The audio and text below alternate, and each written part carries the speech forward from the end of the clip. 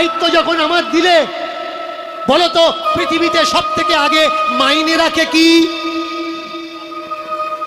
ছেলের বাবা বলে উঠলে কর্ম।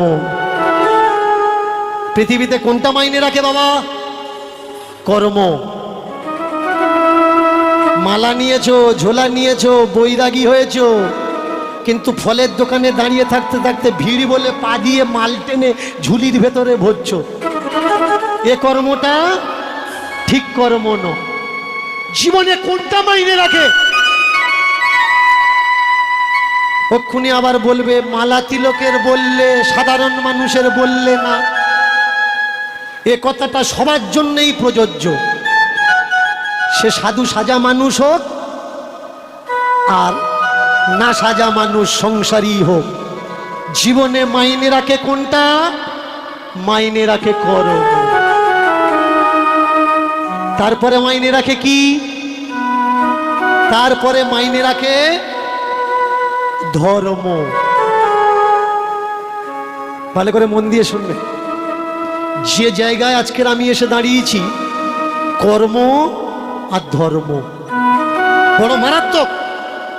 এই জায়গায় বিশ্লেষণ করতে গেলে রাত কেটে যাবে, সমস্যার সমাধানে আসা যাবে না। কিন্তু আমাদের কাছে যতটুকু সময় আছে, এই সময়ের ভিতরে ছোট্ট করে আমরা জেনে নেব। এবার মন দিয়ে শুনুন, জীবনে কি মাইনে রাখে? ধর্ম আর কর্ম। কর্ম ছাড়া ধর্ম, ধর্ম ছাড়া কর্ম মাইনে রাখে না। কর্ম ছাড়া ধর্ম আর ধর্ম ছাড়া কর্ম মাইনে রাখে না। একে অপরের পরিপূরক। কর্ম মানে এমন কর্মবান তুমি হও যেন পৃথিবীর মানুষ যুগ যুগ তোমার নামকে মনে রাখে। এমন কর্ম করো, ऐसा करनी कर चलो। কবিরের একটা বাণী আছে, কবিরের একটা দুহা আছে, जब हम पैदा हुए हम रोए जगह से, जब हम पैदा हुए हम रोए जगह से, ऐसी करनी कर चलो, जाते समय हम हंसे जग रोए। কর্মই সব থেকে বড়। কোনো মানুষ মারা যাচ্ছে, মানুষ বলছে মারা গিয়েছে, ঠিক হয়েছে। আর কোন মানুষ মারা যাচ্ছে, মানুষ বলছে ওই রকম মানুষ আর হবে না। কর্ম কেমন হওয়ার দরকার? কর্ম এমন হওয়ার দরকার, কর্মের দ্বারা মানুষ যেন তোমার ব্যথাতে ব্যথা পায়, তোমার আনন্দে আনন্দিত।